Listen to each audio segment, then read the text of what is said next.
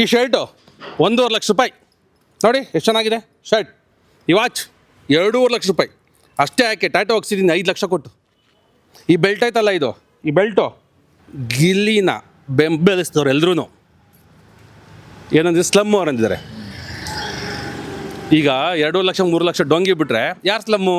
ಅಲ್ಲಿ ಯಾಕಪ್ಪ ಈ ಮೊಬೈಲ್ನ ನಾನು ಓಪನ್ ಮಾಡಿಬಿಟ್ಟು ತಿರುಗಿ ಈ ರೀಲ್ಸ್ ನೋಡೋಕೆ ಹೋಗ್ತೀನಿ ಅಂದರೆ, ನಾವು ಕೆಲವೊಂದು ಹೋರಾಟಗಳಿಗೆ ಒಂದು ಸಣ್ಣ ಪುಟ್ಟ ಹಾಕಿರ್ತೀವಿ, ಅದು ನೋಡೋಕ್ಕೆ ಅಂತ ಕೂತ್ಕೊತೀವಿ, ಇದು ಬೇರೆ ಬಂದುಬಿಡ್ತದೆ ಮಧ್ಯದಲ್ಲಿ. ಬಾಯಿನ ಪೆನಲ್ ಹಾಕಂತ ತೊಳಕಳೆ ಕೇಳಿ ಖುದ್ದಾಗಿ ನಾಯಿ ಸತೀಶಾಗಿ ಹೇಳ್ತಾ ಇರೋದು ನಾನು.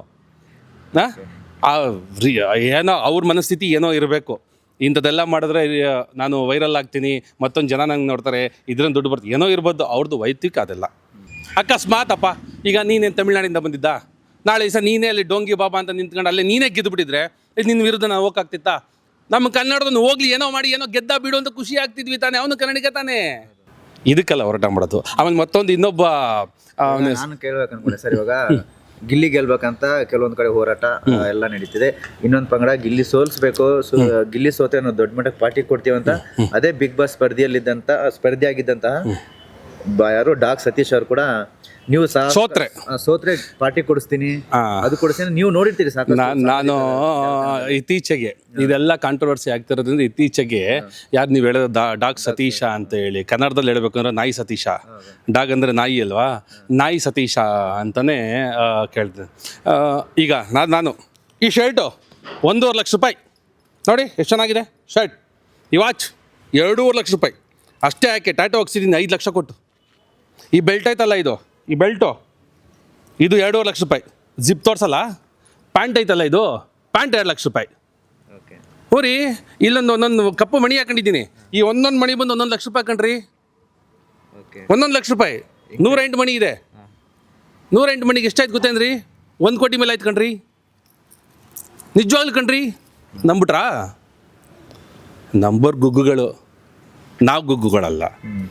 ಇಂಥವನು ಹೋಗಿ, ಇಂಥ ಮನುಷ್ಯ ಹೋಗಿ ಅಂಥ ಟ್ಯಾಲೆಂಟ್ ಇರೋ ಮನುಷ್ಯನ ಮುಂದೆ ಲೆಕ್ಕಕ್ಕಿಲ್ಲ. ಪಾರ್ಟಿ ಆದರೂ ಕೊಟ್ಕೊಳ್ಳಿ, ಅವ್ರ ಮನೆಯಿಂದ ತಗೊಂಬಂದು ಎಲ್ಲಾದರೂ ಮಾಡ್ಕೊಳ್ಳಿ, ಅದು ಅವನಿಗೆ ಸಂಬಂಧಪಟ್ಟಂಥದ್ದು. ಆದರೆ ನಾನು ಮಾತಾಡ್ತಾ ಇರೋದು ವಿಚಾರ ಏನು ಗೊತ್ತಾ? ಗಿಲ್ಲಿನ ಬೆಂಬಲಿಸಿದವ್ರು ಎಲ್ಲರೂ ಏನಂದರೆ ಸ್ಲಮ್ಮು ಅವ್ರು ಅಂದಿದ್ದಾರೆ. ಈಗ 2 ಲಕ್ಷ 3 ಲಕ್ಷ ಡೊಂಗಿ ಬಿಟ್ಟರೆ ಯಾರು ಸ್ಲಮ್ಮು? ಒರ್ಜಿನಾಲಿಟಿ ಕಾಪಾಡೋನೆ.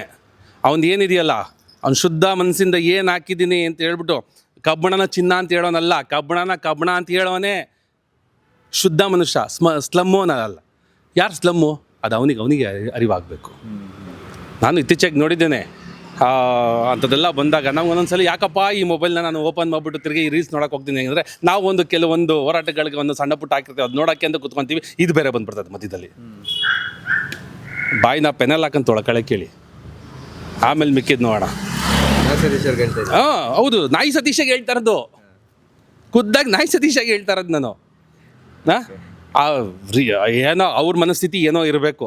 ಇಂಥದ್ದೆಲ್ಲ ಮಾಡಿದ್ರೆ ನಾನು ವೈರಲ್ ಆಗ್ತೀನಿ, ಮತ್ತೊಂದು ಜನ ನಂಗೆ ನೋಡ್ತಾರೆ, ಇದ್ರಿಂದ ದುಡ್ಡು ಬರ್ತೀನಿ, ಏನೋ ಇರ್ಬೋದು. ಅವ್ರದ್ದು ವೈಯಕ್ತಿಕ ಅದೆಲ್ಲ.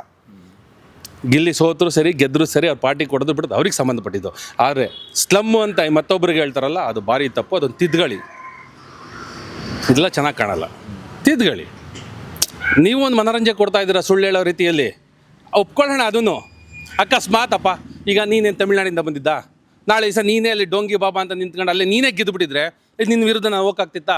ನಮ್ಮ ಕನ್ನಡದನ್ನು ಹೋಗ್ಲಿ ಏನೋ ಮಾಡಿ ಏನೋ ಗೆದ್ದ ಬಿಡು ಅಂತ ಖುಷಿ ಆಗ್ತಿದ್ವಿ ತಾನೇ, ಅವನು ಕನ್ನಡಿಗ ತಾನೇ ಅಲ್ವಾ? ಒಳ್ಳೇದಾಗಲಿ.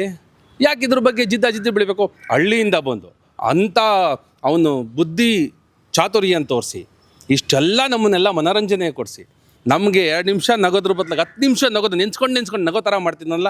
ಪಾಪ ಹಳ್ಳಿ ಹುಡುಗ ಗೆಲ್ಲಿ ಬಿಡಿ, ಮುಂದಕ್ಕೆ ಬರಲಿ ಬಿಡಿ. ಹಿರಿಯರು, ಕಲಾವಿದರು, ಹಿರಿಯ ಹೋರಾಟಗಾರರು ಎಲ್ಲರೂ ಏನು ಹೇಳ್ತಿದ್ದಾರೆ? ಅಬ್ದುಲ್ ಕಲಾಮಿಂದ ಅವರಿಂದ ಏನು ಹೇಳ್ತಿದ್ದಾರೆ? ಯಾರು ಕಷ್ಟಪಡ್ತಾರೋ, ಯಾರಿಗೆ ಅತಿ ಹೆಚ್ಚು ಬುದ್ಧಿ ಇದೆಯೋ, ಯಾರಿಗೆ ನುಗ್ಗಕ್ಕೆ ಶಕ್ತಿ ಇದೆಯೋ, ಯಾವ ಮಗ ಎಲ್ಲರಿಗೂ ಒಳ್ಳೇದು ಮಾಡೋ ಶಕ್ತಿ ಇದೆ, ಅಂಥವ್ನು ಬೆಳೀಲಿ ಅನ್ನೋ ತಾನೇ ನಮ್ಮ ಈ ಕರ್ನಾಟಕದ ಇರುವಂತಹ ನಮ್ಮ ಮನಸ್ಥಿತಿ. ಹಂಗೆ ಇರಲಿ ಬಿಡಿ. ಯಾಕೆ ಇತ್ತೀಚೆಗೆಲ್ಲ ಚೇಂಜ್ ಆಗಿ ಅಧ್ವಾನಾಗಿ ಹೋಗ್ತಿದೆ ಅಂತ ನನಗೆ ಗೊತ್ತಾಗ್ತಿಲ್ಲ. ಫೈನಲ್ ಆಗಿ ಏನು ಹೇಳ್ತೀವಿ ಸರ್? ಗಿಲ್ಲಿ ಗೆಲ್ಬಾ. ಗಿಲ್ಲು ಗೆದ್ದು ಬಾಪ. ಯಾಕಂದರೆ ನಾನು ಹೇಳ್ತೀನಿ, ಅಲ್ಲಿ ಯಾರೂ ಆಟ ಆಡ್ತಿರೋರು ಇದ್ದಾರಲ್ಲ, ಯಾರು ಒಬ್ರಿಗೊಬ್ರಿಗೇನು ಕಮ್ಮಿ ಇಲ್ಲ. ಅದರಲ್ಲಿ ಇವನೊಬ್ಬ ಸ್ವಲ್ಪ ಹಳ್ಳಿ ಹುಡುಗ ಅಲ್ಲಿ ಎಲ್ರಿಗೂ ಅಂತ. ಆಮೇಲೆ ಇನ್ನೊಂದು ಯಾವುದೋ ಹುಡುಗಿ ಇದೆ, ಹಳ್ಳಿ ಹುಡುಗಿ, ಯಾವುದಾದ ಹುಡುಗಿ ಹೆಸರು ಗೊತ್ತಿಲ್ಲ, ರಕ್ಷಿತಾನಾ? ಈಗ ಆ ಹುಡುಗಿನ ಅಕಸ್ಮಾತ್ ಗೆದ್ದಿದ್ರೆ ಏನು ಮಾಡಬೇಕಾಗ್ತಿತ್ತು? ಸೆಕೆಂಡ್ ಪ್ಲೇಸಲ್ಲಿ ಇರೋದು ಆ ಹುಡುಗಿನೇ ಅಂತ ಅನ್ಕೊಂತೀನಿ ನಾನು, ಅತಿ ಹೆಚ್ಚು ವೋಟರ್ಸ್ ಎಲ್ಲ ಹಾಕಿರೋದ್ರಲ್ಲಿ ಅಂತ ಹೇಳಿದ್ರೆ. ನನಗೆ ಮನೆಯಲ್ಲೂ ಕೂಡ ನಮ್ಮ ಮನೆಯವರು ಹಿಂಗೆ ಅಂತ ಹೇಳಿ ನಮಗೂ ಆ ಥರ ಗಮನ ಅಂತ ಅನಿಸ್ಬಿಟ್ಟಿದೆ. ಬಟ್ ಓಕೆ, ನಾವೇನು ಅಂತ ಹುಚ್ಚು ಎತ್ಕೊಂಡಿಲ್ಲ. ಆದರೂ ಒಂದು ಹಳ್ಳಿ ಹುಡುಗ ಅಥವಾ ಹಳ್ಳಿ ಹುಡುಗಿ ಅಥವಾ ಮತ್ತೊಬ್ಳು ಕಷ್ಟಪಟ್ಟವಳು ಕೆಳಗಿಂದ ಬರ್ತಾ ಇರೋವಂಥವ್ರು ಗೆಲ್ಲಿ ಅಂತ ಹೇಳಿ ನಾನು ಇದ್ರ ಬಗ್ಗೆ ಇದು ಮಾಡ್ತೀನಿ. ಹಂಗಂತ ಕನ್ನಡ ಹೋರಾಟಗಾರನ್ನ ಸೋಲಿಸ್ಬಿಟ್ಟು ಅವ್ರನ್ನ ತುಳಿದು ಇವ್ರನ್ನ ಬೆಳೆಸ್ಬೇಕು ಅನ್ನೋದಿಲ್ಲ. ಇಬ್ಬರೂ ಕನ್ನಡಿಗರು, ಇಬ್ಬರೂ ಗೆದ್ದರೂ ನನಗೇನು ಮನಸ್ಸು ಬೇಜಾರಿಲ್ಲ. ಆದರೂ ನನ್ನ ವೈಯಕ್ತಿಕವಾಗಿ ನನ್ನ ಪರ್ಸನಲ್ ಆಗಿ ಕೇಳಿದ್ರೆ ಗಿಲ್ಲಿ ಗೆದ್ಬಾರಪ್ಪ ಅಂತ ಹೇಳ್ತೀನಿ.